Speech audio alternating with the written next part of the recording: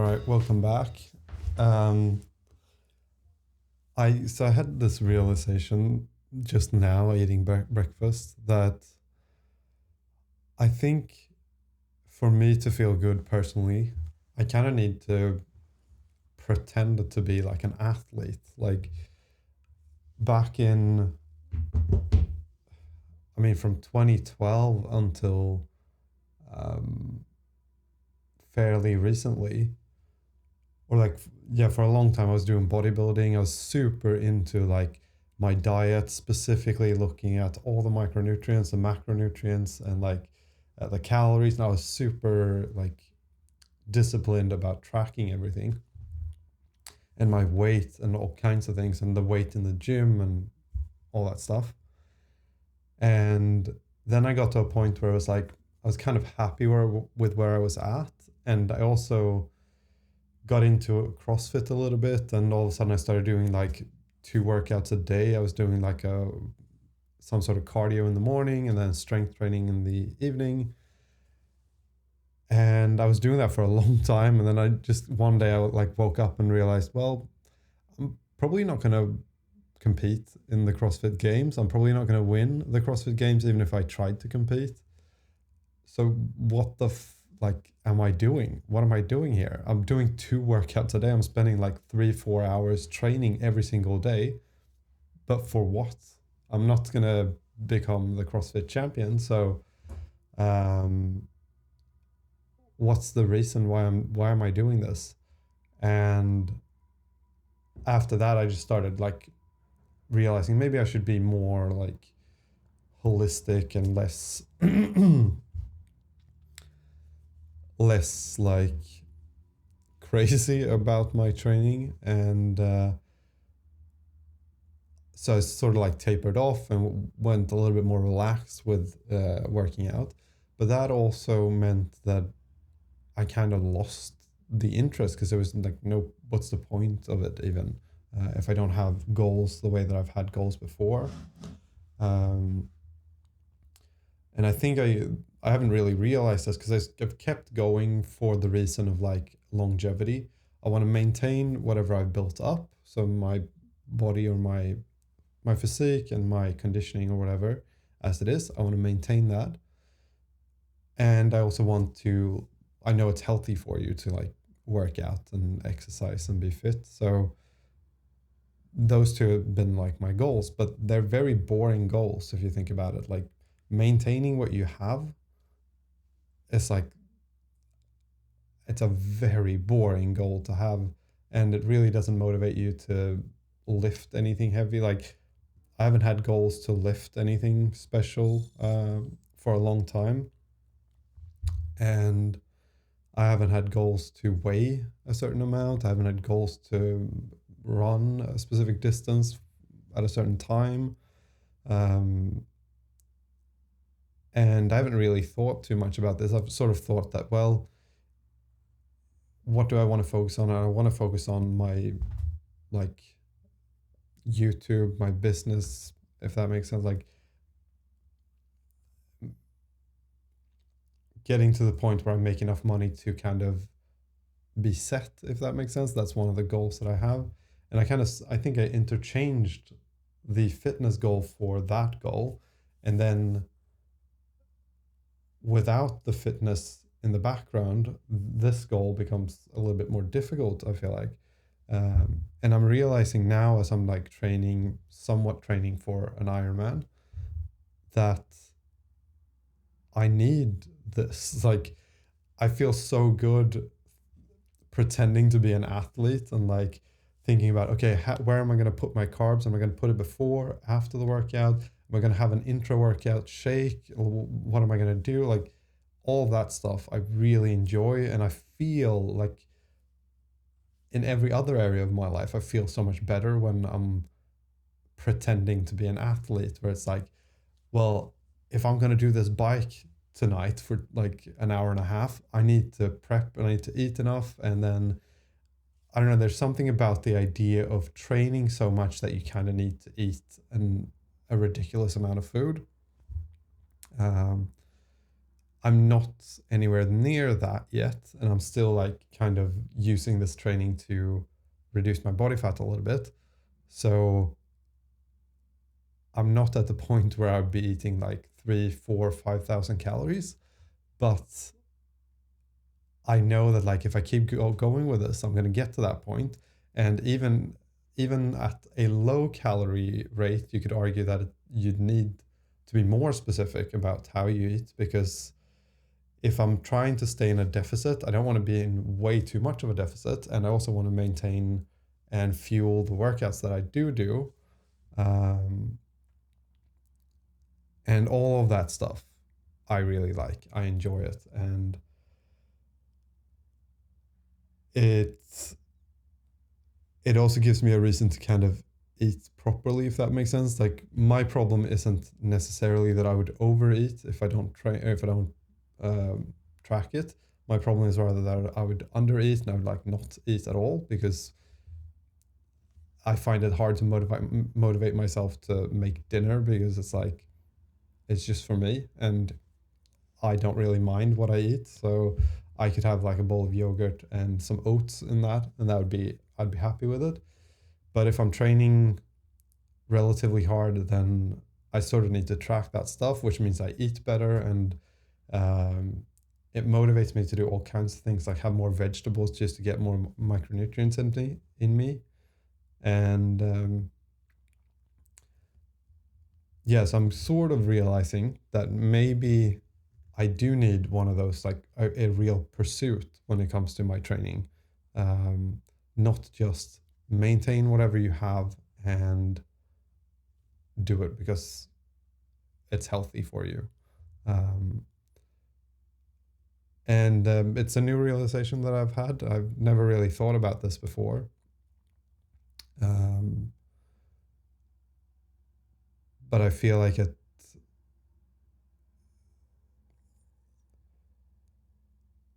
that feeling of pretending to be an athlete makes me feel really good in general. It makes me excited about like what should I eat now? How should I and how long should I wait before I train? I need to get my sleep right so that I recover from this training, so that I make sure that I can increase the volume without getting injured. What kind of prehab, rehab stuff could I do to prevent like overuse injuries? All of that stuff is stuff that I also know is good for longevity in general, because um, even if you work out like fewer times a week and you just do it for maintenance and longevity, you're going to run into overuse issues. So like you might even fall at one point, like you might get an acute injury of some kind that you need to rehab rehab.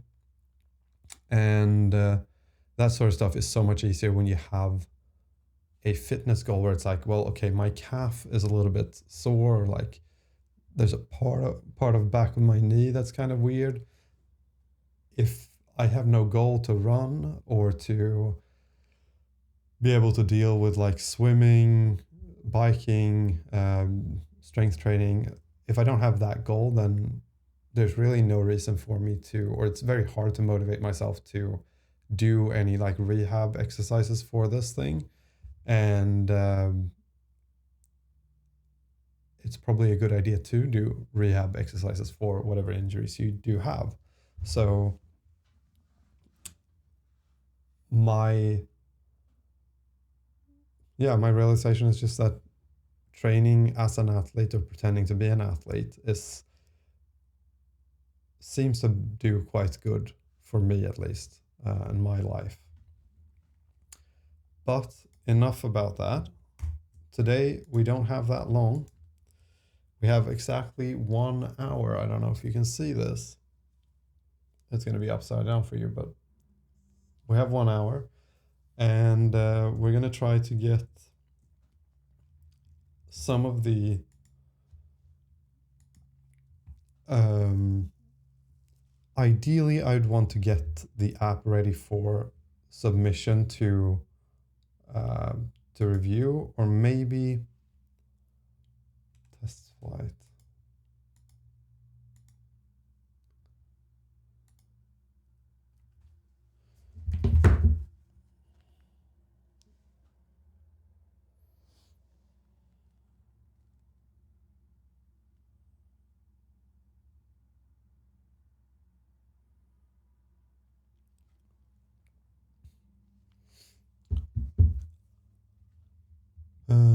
Mm-hmm.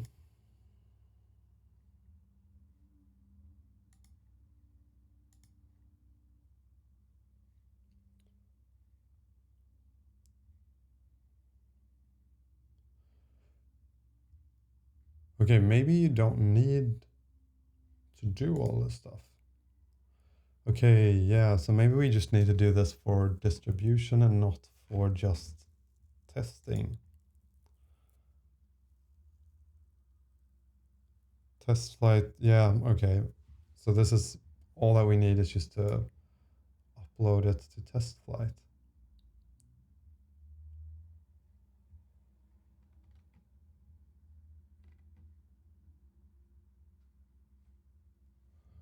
Okay, let's ask.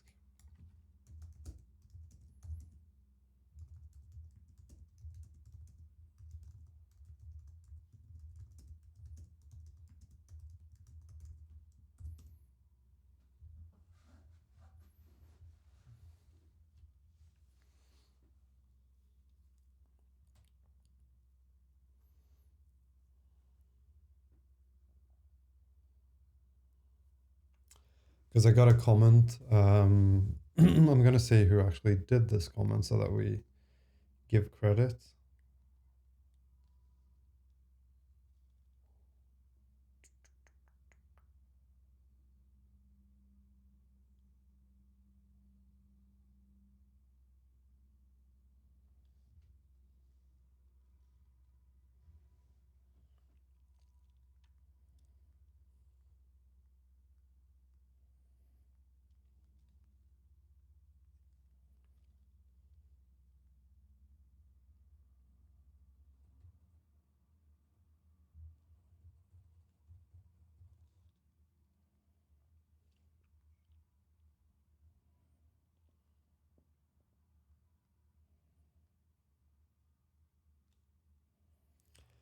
Okay, for some reason I can't see the comment. I don't really know why, but I think it was like his name is Jason, I'm pretty sure.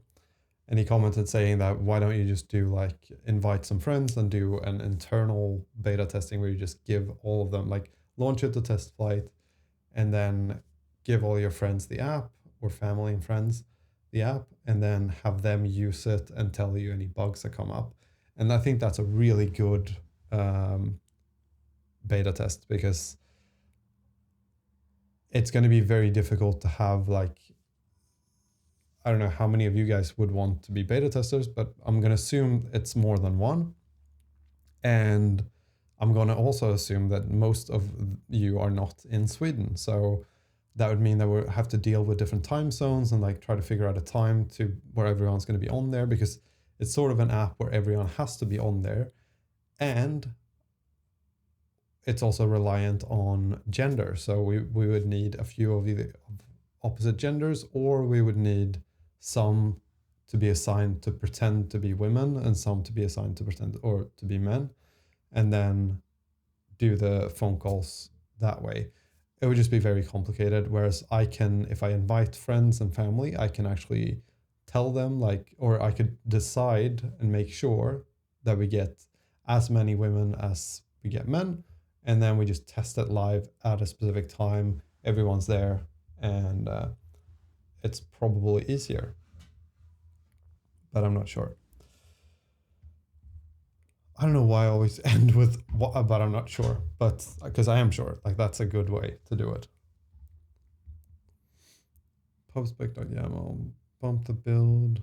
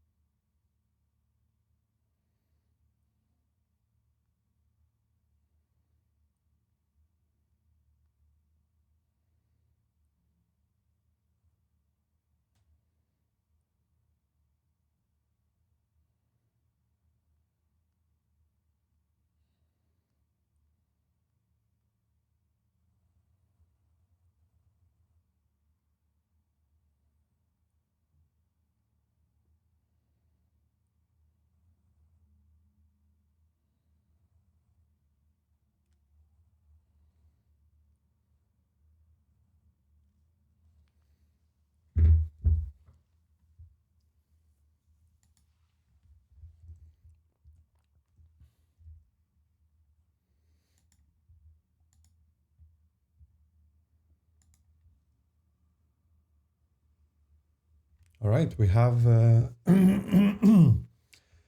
version here in Testflight. It's probably going to take a little bit of time before it's actually uploaded, but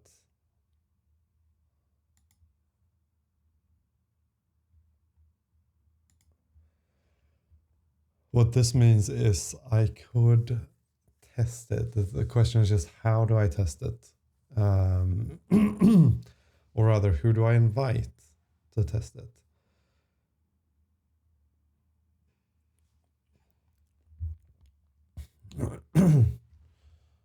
Okay.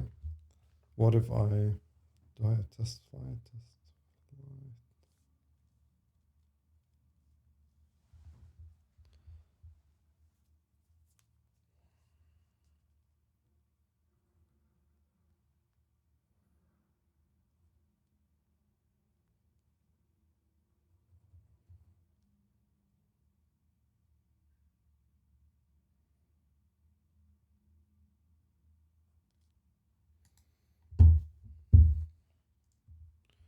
Beta testers.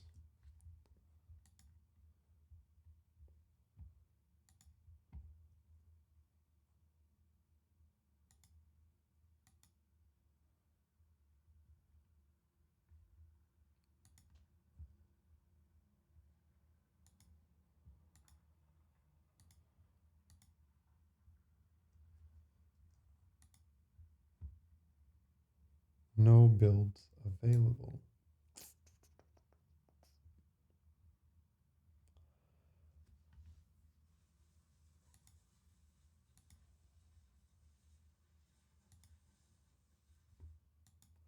So it might be that we just have to wait for this to finish. But while we do that, I think we can create this stuff. Um,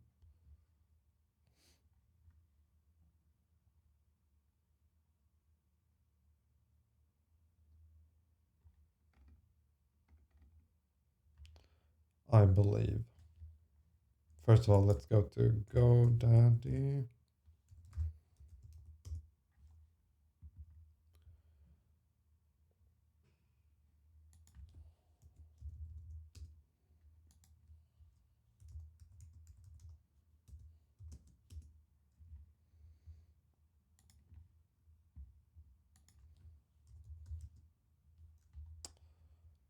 Uh,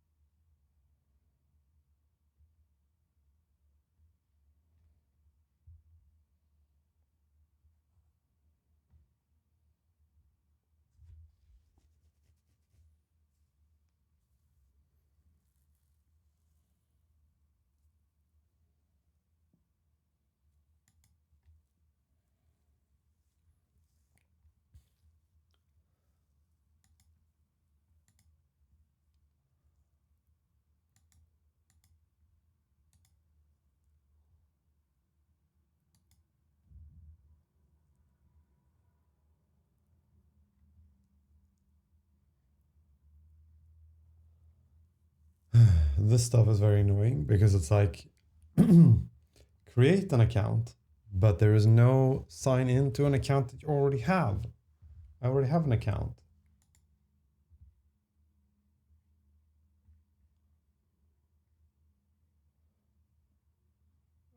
By clicking create or sign in, well, fuck off. There is no sign in, so what about that?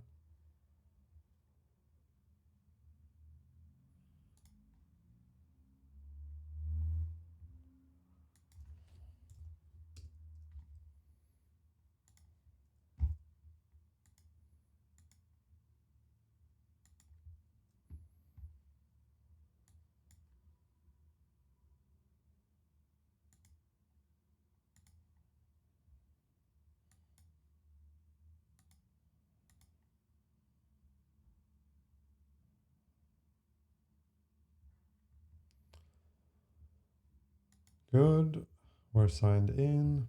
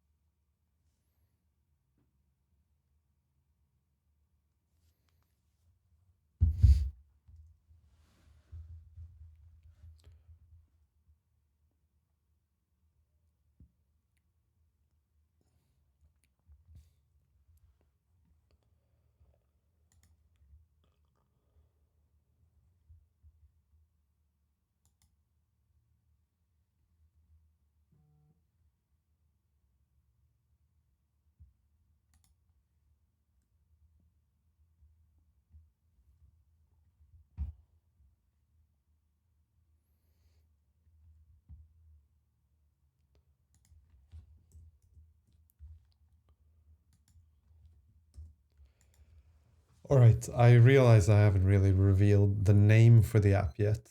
And the name for the app is going to be Kora with a K. So Kora.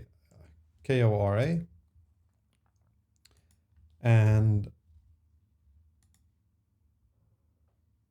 the reason for it is that Kora translation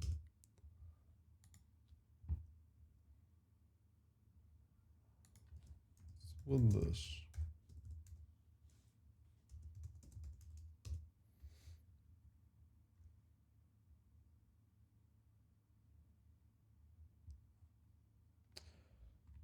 Why is it so hard to find a translate? Okay. Kora Swedish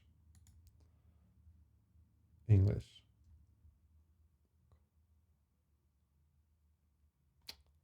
Here you go. So for some reason they don't want to translate this, but translation of Kora, which is how you say it in Sweden, is to choose. So here's my thinking. Kora is a Swedish word, and it basically means like to choose. But really, it's like you, for instance, if you, we can kora a winner. So that means that we can basically find a winner by giving them challenges of some kind, if that makes sense. It's hard to kind of translate it straight away, but the way it kind of works in my mind at least is that you can to kora a winner is to find the most eligible winner, if that makes sense. So the way that I thought of it in the dating app is that, first of all, it's a word that's kind of easy to say. It's a Swedish word, so it has some relationship to me as the creator of the app. It's also related to choosing or finding the one, if that makes, like, it's really a good word for finding the one, but in Sweden it's not typically used for that. So you're trying to essentially find the person for you, and the way to do that is to sort them. It's so hard to explain this, but I thought it was going to be way easier. Because I've explained it to some of my friends, but I guess it's easier to explain it in Swedish because they understand what it means.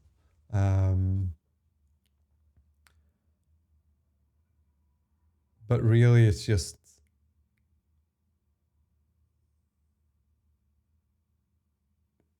because you're not. The thing for me about dating is that or a dating app of some kind, is that you're not just blindly picking something. So you're not just, and you're not also, yeah, you're not blindly picking someone. You're actually trying to find someone that fits your criteria. And so the word Kora is more related to a person or finding something that fits a criteria, if that makes sense. So whether that is like the most common way to use it is to Kora a winner. So like to find a winner. But how do you find a winner? Well, you give them relevant tests to see if they are the best, if that makes sense.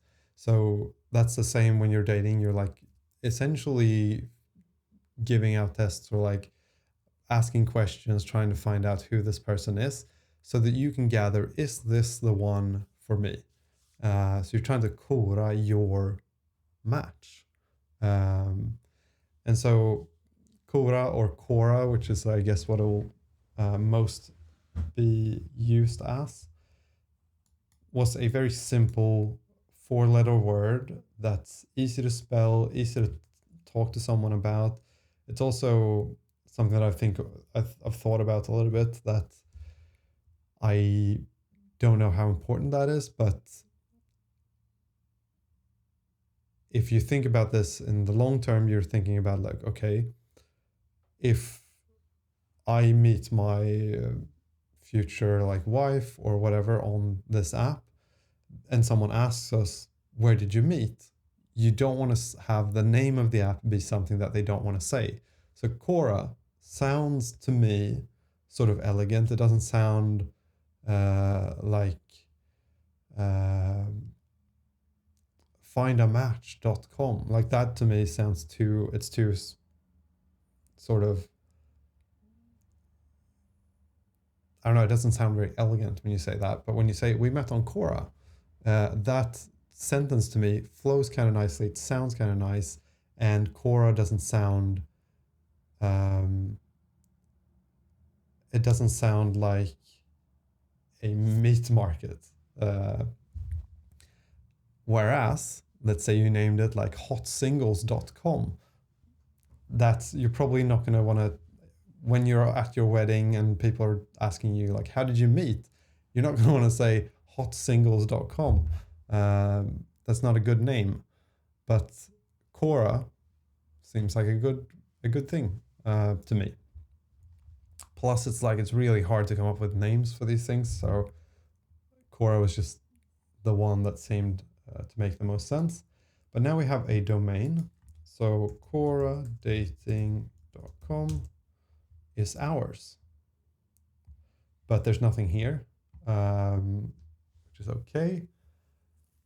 I think I can create a basic like landing page or something for it, but I don't know. Because obviously I have my own website.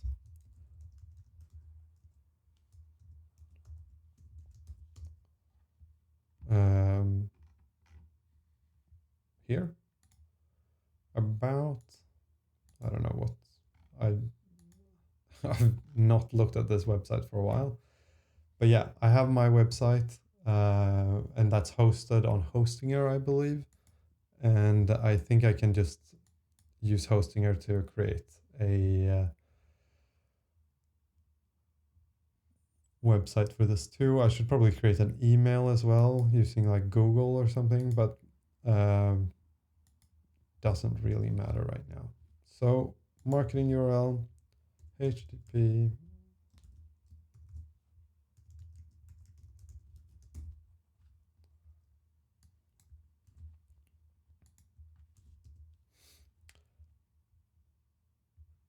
Hmm.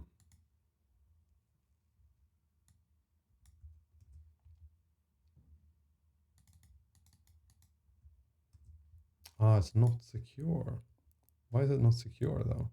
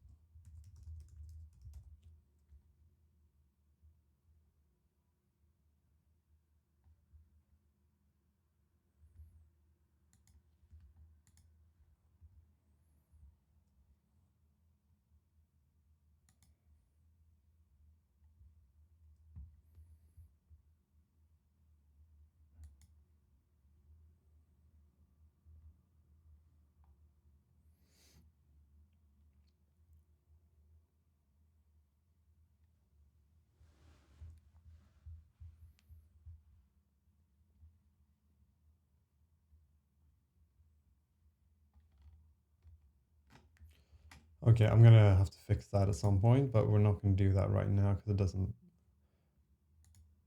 it's not super important for what we're doing. So we're gonna do, instead of HTTPS, we're just gonna HTTP, koradating.com, support URL.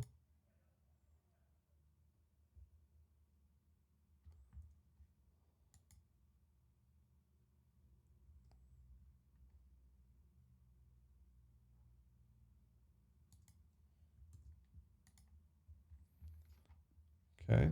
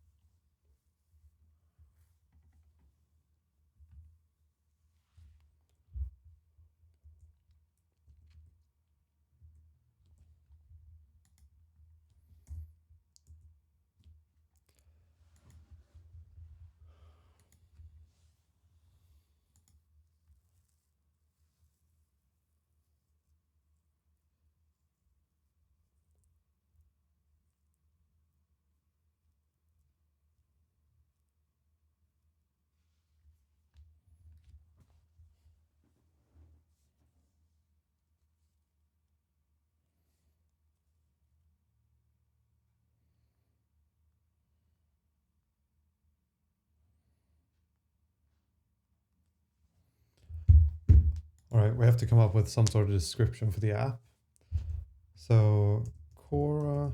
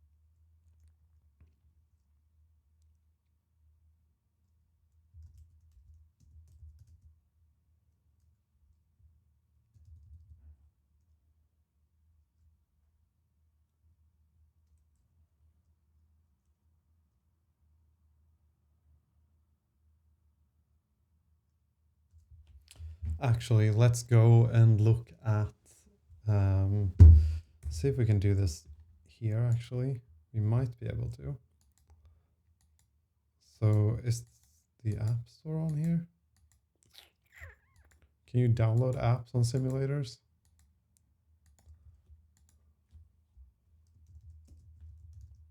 No. Apparently not.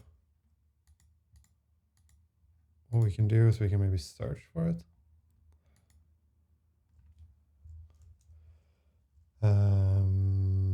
So Tinder.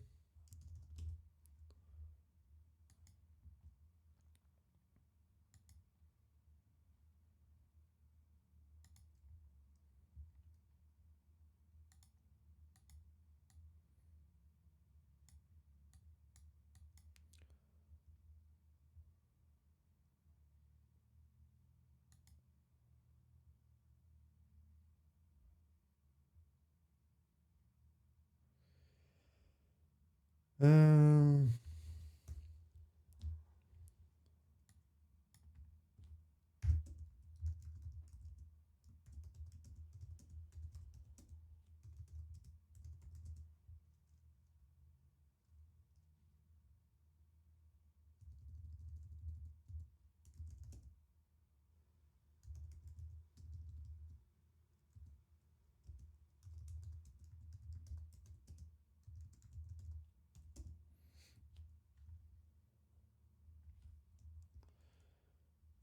I created Kora to help make your search easier. I don't think that's a good text because it's not specific and it kind of makes it seem like.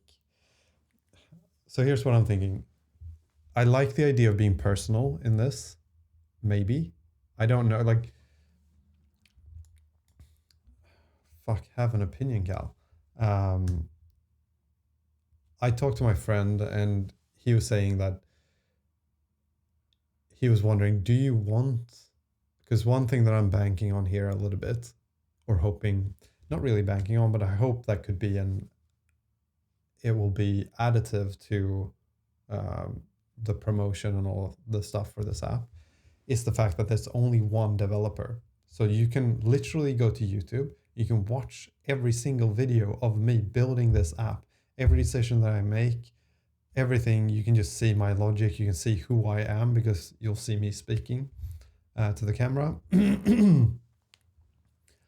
And my theory is that when you download a dating app, it's kind of nice to know that this is the person that's responsible. Like, this person is the one who built this. And this person, like, do I think this seems like a reasonable guy? Yeah, seems pretty reasonable. Let's say that you think that. Then you'll feel more comfortable maybe using the app as well. Whereas when you're looking at Tinder, you don't know who's behind it. It feels like a big corporation sort of thing, which I think, or I hope, is negative for the dating experience, and that people would rather be able to know, like, this is the person. I think that's one of the things about, like, for me at least, when going on X, I don't use X at all, but I do feel a little bit drawn towards it, not because of anything related to Elon Musk in that sense, but just that he is the one that's behind it. Like you can point your finger to that's the person. And that feels better than going to like,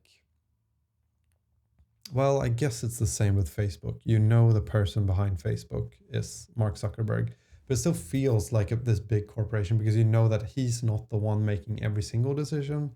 You know that there's like a ginormous, that Facebook is like a ginormous creature. Essentially, there's so many moving parts, and he can't be involved in every single thing. But here, instead, you would know that I am literally involved in every single thing, and I am the only one responsible for every single thing, um, which I hope might be um, a selling point for this app. But my friend, he was a little bit like, well, maybe that's not a selling point because um, maybe it feels more anonymous when you just know of the name Hinge or Tinder. You have no idea who's behind it. You just know it's a lot of people and it's a big thing. It feels a little bit more anonymous in that way. Whereas when you know it's me, you might feel like you're sharing like vulnerable data about yourself with me, which you're not, but you might feel that way. Um, and when it comes to dating, I didn't really think of it like this, but he made me aware of it, and I think I agree with him, which is that it is kind of um,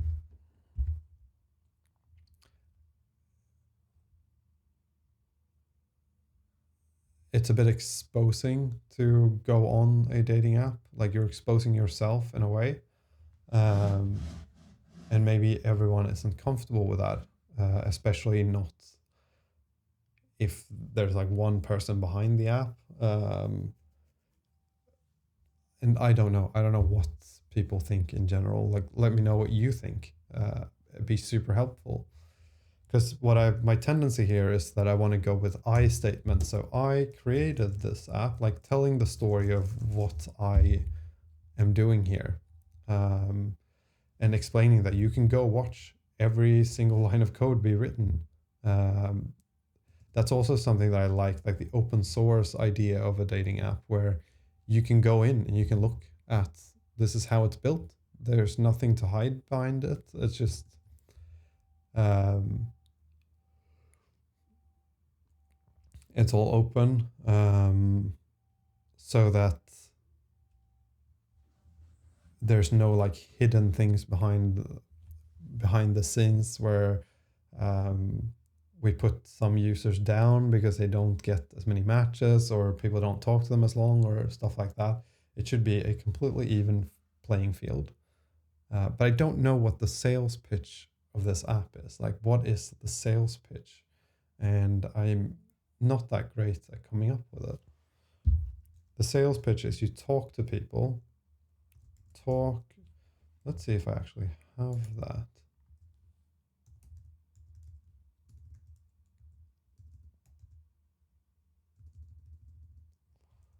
Um,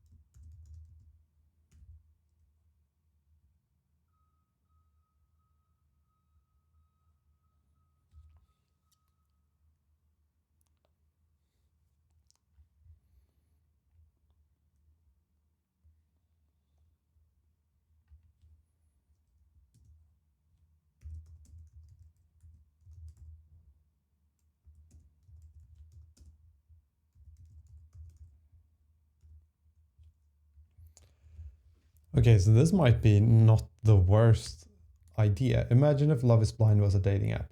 That's Kora. I don't think you need much more than that, maybe. Or that could be like the promotional text. Imagine if Love is Blind was a dating app. That's Kora, or welcome to Kora.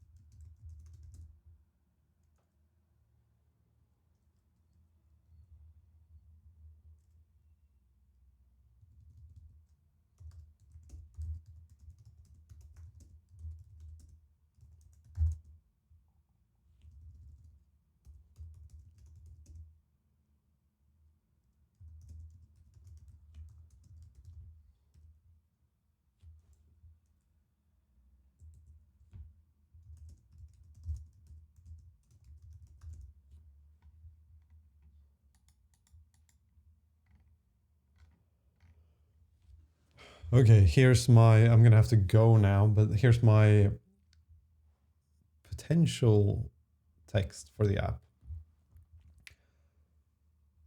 Back in the day, okay, I'm gonna try to read this in a way that will also sound good on in a short.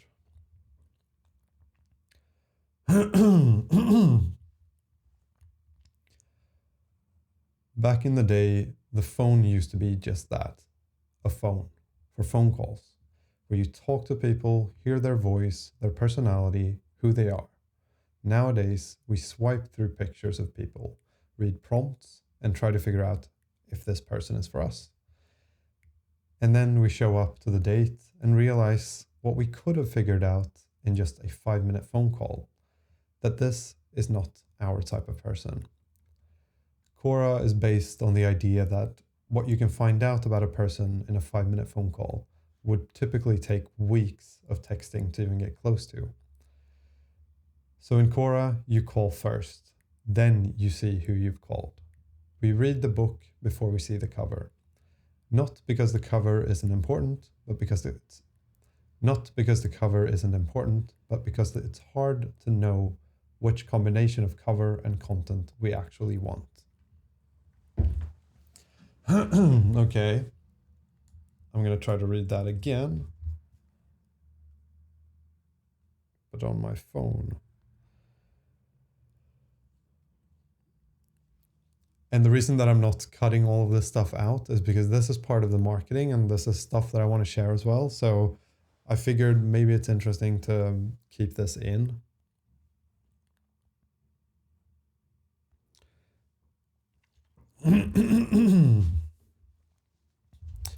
Okay. Back in the day, the phone used to be just that, a phone. For phone calls where you talk to people, hear their voice, their personality, who they are. Nowadays, we swipe through pictures of people, read prompts. And try to figure out if this person is for us. And when we show up to the date and realize, and then we show up to the date and we realize, and then we show up to the date and realize what we could have figured out in just a 5-minute phone call, that this is not our type of person. Kora is based on the idea that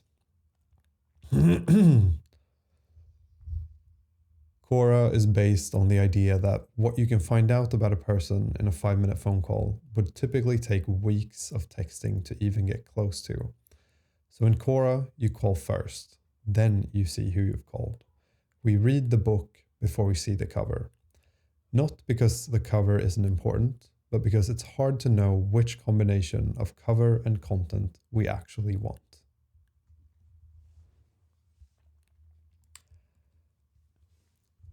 Okay, I'm gonna do this too. Imagine if Love is Blind was a dating app. That's Kora. I think that's going to be pretty good. That's probably going to make a good short.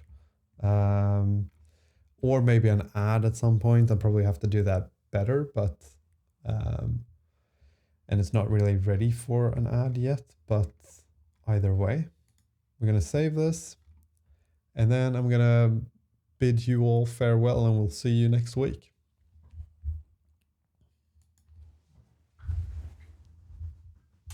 Thank you for watching.